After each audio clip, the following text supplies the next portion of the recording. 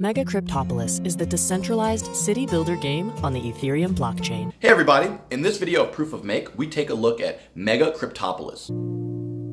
MegaCryptopolis is a Ethereum-based game, so it's a game on the blockchain. I mean, this is like, there was CryptoKitties, there's all these other games, and CryptoKitties is more of, I don't know, it's a game-ish game, but this is a game. This is a full-on game. In MegaCryptopolis, you basically purchase land in this virtual world, and you collect real money, real Ethereum, from taxes and other things. So we're going to take a look. We're going to go scout out different lands and examine the market and actually decide what we want, what we don't want. Actually discovered it on my mobile device and actually use it on mobile. So it is optimized for mobile and it works, but one of the biggest challenges with the whole mobile thing is that it's really kind of janky. On a desktop computer, much smoother, and yeah, we're gonna take a look at this Ethereum-based game and see if this is something we would actually play going forward.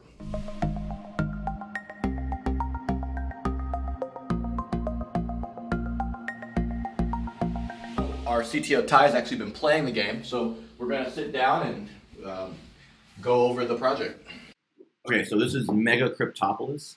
Yeah, so I've been playing around with this, and I think I found the fun. But first, Mike, have you ever heard of a game called SimCity? Yeah, I've heard of this. Yeah. So this game looks like SimCity. You can zoom out and you see all these buildings, and there's all these plots and everything else, and these big fancy buildings coming in.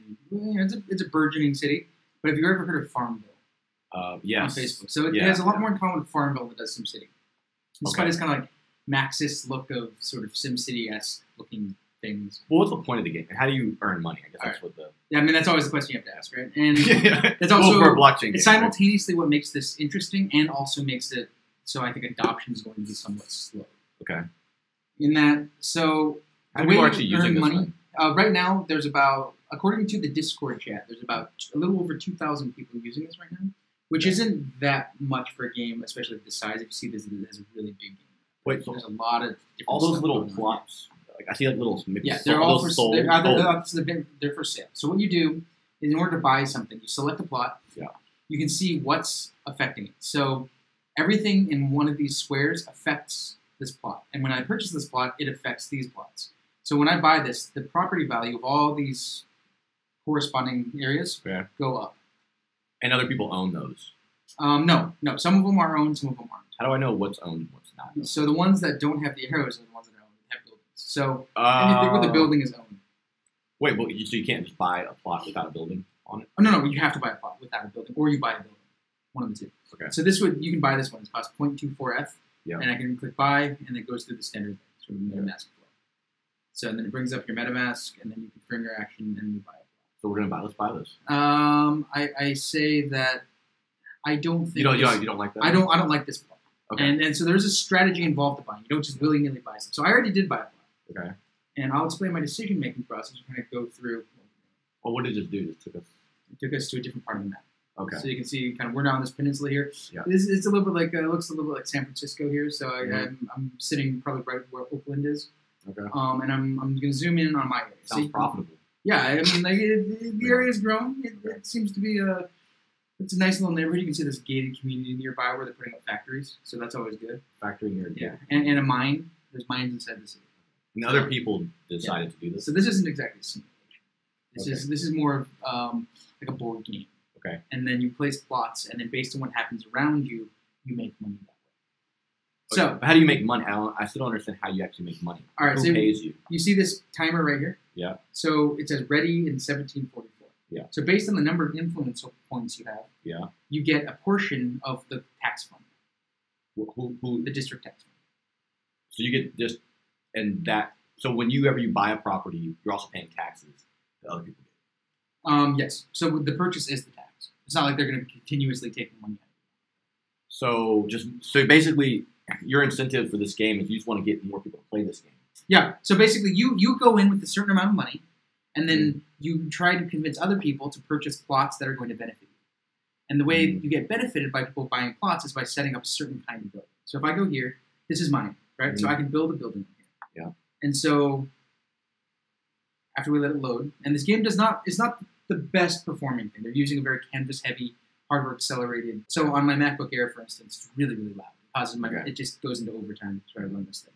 And every one of these little squares, it's all a bunch of really, really cool, well done canvas stuff, but it has some performance issues. So I wouldn't put a condominium next to a factory. No, you wouldn't. Exactly. And they actually account for that. It's kind of cool. So Okay. if you go to the condominium, that's under... The top. It's not, yeah.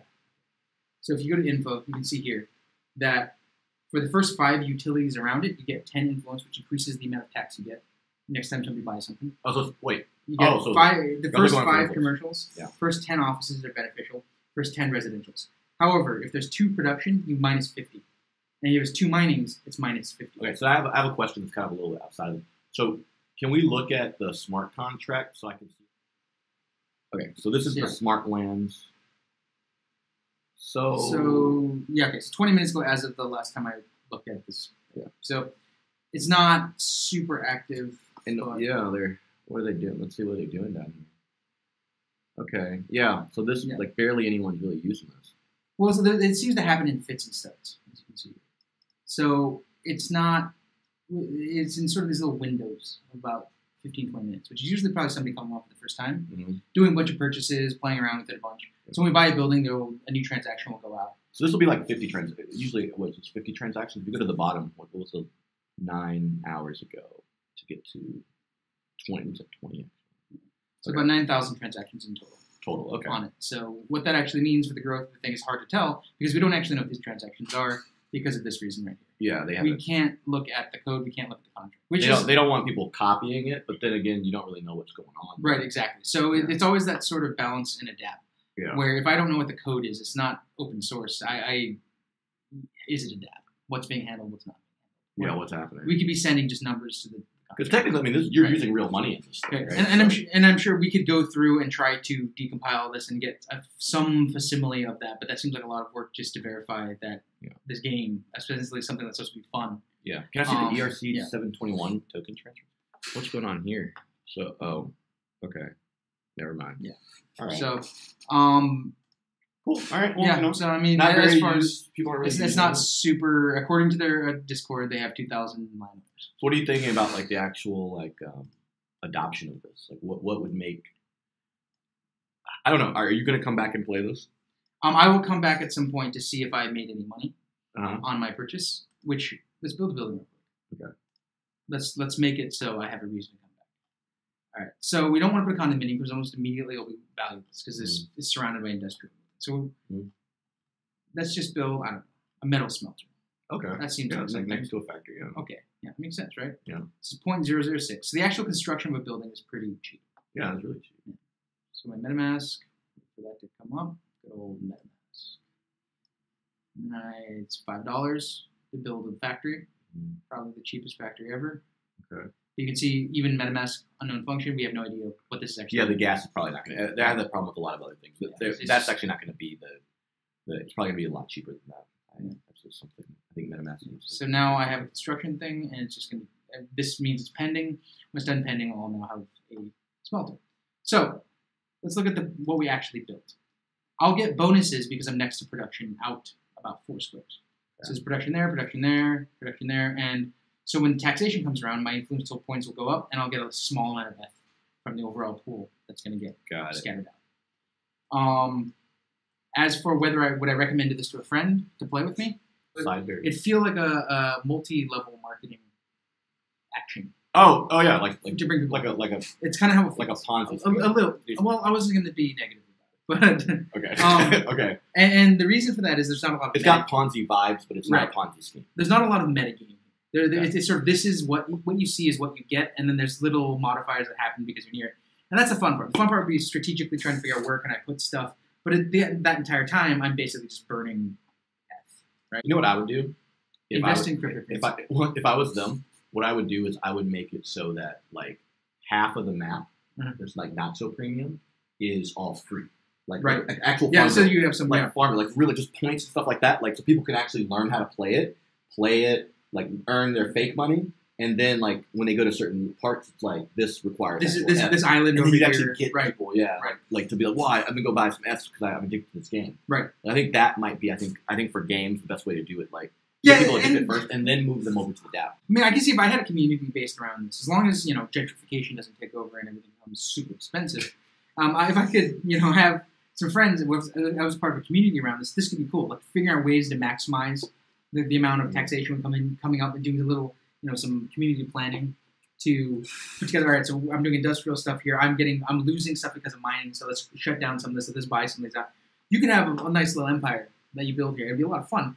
One of the issues though is simply that every time I buy something, every one of these goes up. Also, the big challenge, it's the chicken and egg problem. The big challenge here is like what would get me not to really get into this is the fact that not that many people are doing stuff. So it means that like me recouping any of my investment, is and so and all your money just goes. And my minimum buy. And here's the other side. If we take this as a game, let's pretend that this is a video game. Yeah.